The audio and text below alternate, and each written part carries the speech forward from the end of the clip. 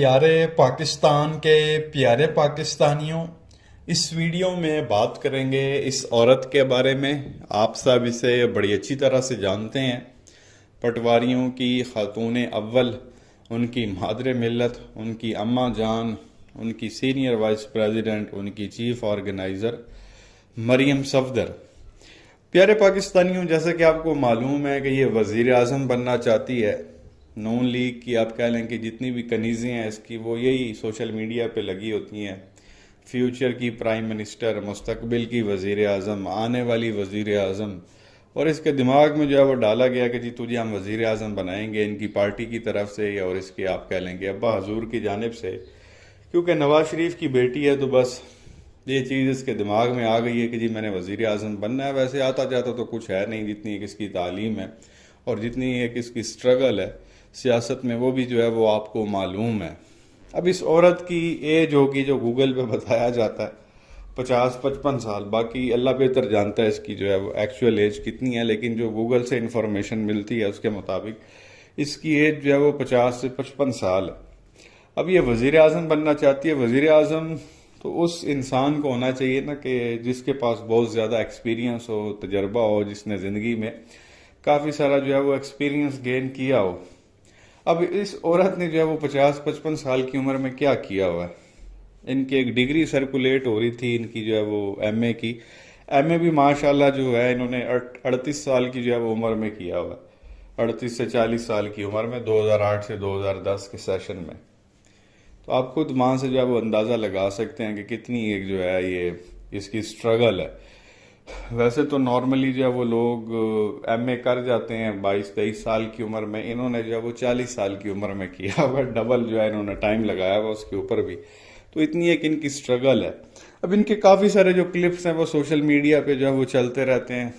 जैसा वो आपने सुना था जी, कोर्ट लखपत जेल में थी, तो एक इंटरव्यू के दौरान जो है इन्होंने फरमाया कि जी मैंने बाथरूम जो है वो साफ़ किए हैं, स्क्विकी जो है वो क्लीन कर दी हैं। ऐसे होते, मतलब ये काम जो है वो इसने, आप कह लें जब ये जेल में थी, जब इसकी एज को 50-55 के आसपास थी, उस वक्त इसने पहली बार बाथरूम साफ करना सीखे थे। ये इसी के अल्फाज थे कि मैंने जो है वहाँ पे बहुत कुछ सीखा, जेल में जाके मैंने बाथरूम साफ करना सीखे और मैंने जो है वो बाथरूम चमका दिए। अब ये देखें, जो भी लीडर होता है जेल में जाता है, वहाँ पे जाके वो किताबें लिखता है। बड़ी सोच हो, जैसे वो भुट्टो को जेल में रखा हुआ था, उसने जो है वो किताब लिखी थी। अब ये अगर लीडर होती तो ये जब जेल में गई तो किताब लिखती उसके ऊपर कि जी कैसे पैनमा लीक्स आई, कैसे हमें फंसाया गया बकौल इनके, और मेरे अब्बा की कितनी स्ट्रगल थी और कैसे जो है वो मैंने अपने अब्बा को जो है वो प्रोटेक्ट किया। इसके ऊपर ये पूरी एक किताब लिख सकती थी अगर ये लिखना चाहती। डिफरेंट जो है वो इवेंट्स जो है वो उसके अंदर ये डाल सकती थी। लेकिन बजाय इसके, क्योंकि लीडर तो थी ही नहीं ना, खुद को ये लीडर कहती, बजाय इसके कि कोई किताब लिखती, कोई आर्टिकल लिखती, इन साहिबा ने वहाँ पे क्या सीखा कि बाथरूम जो है वो कैसे साफ़ किए जाते हैं। अभी एक नई चीज़ चल रही है, अजीब व गरीब किस्म की एक नई जो है वो बात हमें पता चली है, जो इन्होंने बताई है। कि सुने ये क्या फरमा रही है, फिर आगे मजीद बात करते हैं। एक चारपाई थी मेरे पास। मैंने उनको कहा कि मैंने कोई फन, और आपको पता है चारपाई पे बहुत अच्छी नींद आती है। डबल बेड से ज्यादा अच्छी नींद मुझे चारपाई पे आई। आप यकीन करें, मैं झूठ नहीं कह रही, बहुत अच्छी नींद आती थी। तो ये प्यारे पाकिस्तानियों, आपने सुना, वो कह रही थी जेल में मेरे पास चारपाई थी, चारपाई पे बड़ी अच्छी नींद आती है। और आप मेरा यकीन करें, मैं झूठ नहीं बोल रही। साथ ये भी कह रही है कि आप यकीन करें मैं झूठ नहीं बोल रही, चारपाई पे बहुत अच्छी नींद आती है। इसका मतलब ये है कि ये झूठ भी बोलती है। तो कह रही यकीन करे ना जी मेरा, तो उन्हें कह दिया गाल ख़त्म। जब आपको ये कहना पड़ जाए ना जी मैं झूठ नहीं बोलता, मैं झूठ नहीं बोल रहा, और यकीन करें वही शख्स सबसे ज़्यादा जो है वो झूठ बोलता है जो इस तरह की दलीलें देता है। तो ये इंटरव्यू के दौरान फरमा रही थी कि जी चारपाई पे जो है वो, तो 50-55 साल की उम्र में जब ये जेल में थी पहली बार जो है ये चारपाई पे सोई थी। तो कहने का मकसद ये है कि जब जेल में थी काफ़ी सारे कारनामे इसके ऐसे थे जो उसने ज़िंदगी में पहली बार किए थे। हालांकि 50-55 साल की उम्र में जो है वो बंदा, आप कह लें पोते पोतियों नवासे नवासियों वाला होता है, उसका सारी ज़िंदगी तकरीबन वो गुजार चुका होता है, बुढ़ापे की तरफ वो जा रहा होता है। तो इन मोहतरमा ने जो है वो बुढ़ापे में जाते हुए पहली बार बाथरूम साफ़ करना जो है वो सीखे। इनको पता चला चारपाई पे भी जो है वो सोना कुछ होता है। फिर वो आपको पता है वो फ्राइंग पैन वाली कहानी है इसकी जी। मैंने फिर कपड़े इस्त्री किए, वो इस्त्री करके मैं जो है वो पहन के बैठती थी। 50 डिग्री जो है वो टेम्परेचर होता था। फिर जो है जनाब बाथरूम की दीवार नहीं होती थी तो बड़ी वहाँ से स्मेल आती थी। मतलब अजीब किस्म की जो है वो इसकी फिल्में थी, अजीब किस्म की जो ये बातें करती रही जो जेल में। कहने का मकसद ये है कि वजीर आजम बनना चाहती है तो कोई वजीर आजम वाली क्वालिटीज इसके अंदर नजर आती हैं। ये मतलब बंदा जो है वो हैरान परेशान होता है। सारी बचकाना और बेवकूफ़ाना जो है वो बातें इसकी मुंह से जो है वो निकल रही होती हैं। चारपाई पे सोती रही हूँ। वो फिर एक नई कहानी टोर दी इसने जनाब के जेल में थी तो मैं नाइट ड्रेस में थी। एक तरफ कहती है कि 50 डिग्री होता था, इस्त्री नहीं होती थी, फ्राई पैन से कपड़े इस्त्री करती थी। दूसरी तरफ कहती है मैं रात को नाइट ड्रेस में सोई हुई थी, 12-1 का टाइम था, तो वो कुछ लोग आए और उन्होंने आके दरवाज़ा खोला और आके मेरी वीडियोस बनाना शुरू कर दी।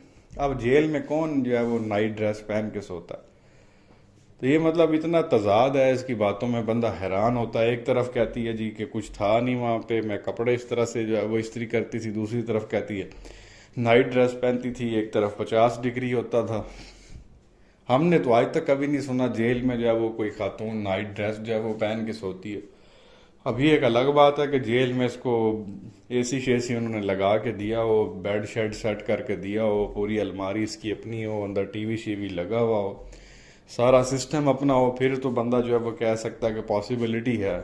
लेकिन वो खुद कहती रही है कि जी कुछ भी नहीं था। एक बार फरमा रही थी जो है मैं चूहों का बचा हुआ खाना खाती थी, मुझे वो दिया जाता था, मेरे ऊपर इतना जुल्म जो है इन लोगों ने किया हुआ था। दूसरी तरफ नाइट ड्रेस भी इसके पास पहुंच जाता था। तो इतना तजाद है इसकी बातों में, बंदा जो है वो हैरान परेशान होता है। तो अल्लाह जी पाकिस्तान पर रहम करे, कोई ऐसी चीज़ जो है वो हमारे ऊपर मुसल्लत ना हो जाए, ना बिलावल हो और ना ही ये औरत हो। क्योंकि जिस तरह के हालात जो है वो बनते हुए नज़र आ रहे हैं, जो मामलात सामने नज़र आ रहे हैं, बातें हो रही हैं पीटीआई को जो है वो कलादम करार देने की, खान साहब को जो है वो डिसक्वालीफाई करने की। एक अवामी जो जमात है इसके साथ 85% जो है वो अवाम खड़ी हुई। अगर उसी आप कह लें कि पार्टी को इलेक्शन से ही निकाल दिया जाता कि वो इलेक्शन ही नहीं लड़ सकती, तो पीछे तो यही पीडीएम की जमातें रह जाएंगी, अकेले ही दौड़ेंगे और अकेले ही जीत जाएंगे। वो रेस में आप ये देखें ना, एक ही बंदा दौड़े तो वही फर्स्ट आएगा, वही लास्ट आएगा। तो ये अगर यही सारे दौड़ते हैं, पीटीआई को निकाल दिया जाता है, तो आप देख लें। उधर जरदारी कहता है कि जी मैं भी मरने से पहले बिलावल को वजीर आजम देखना चाहता हूँ। इधर मरियम कहती मैंने भी वजीर आजम बनना। उधर फजलुर रहमान है, वो कहता मैंने सदर बनना है।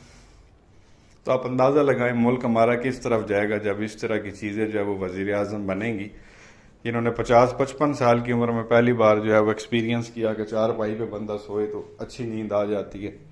50-55 साल की उम्र में फर्स्ट टाइम उसने जो है वो बाथरूम साफ करना सीखी, उससे पहले उसको पता ही नहीं था।